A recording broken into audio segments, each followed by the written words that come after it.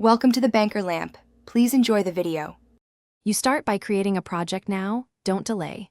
Open Rider, pick new solution and the template that matches your app type. For C#, choose console, web, or class library. Next, point Rider at the NET SDK you installed so builds work. Check the bottom right status for SDK and restore actions. Once done, Rider will create solution files and a project tree. Make sure to restore new get packages and confirm the build target in the toolbar before writing code.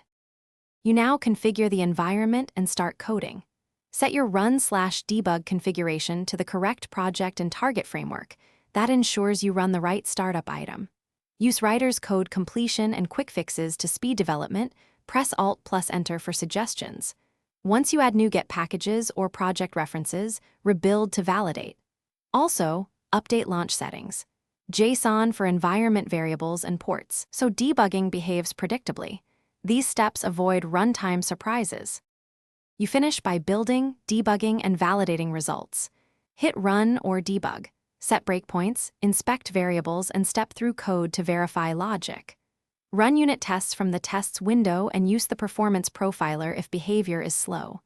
When ready, publish or deploy using Rider's publish tools or CI integration. If something breaks, first clear Rider caches, restart the IDE, and rebuild the solution. That fixes most mysterious errors and missing references quickly. Thanks for watching. If this was helpful, leave a like and consider subscribing. See you next time.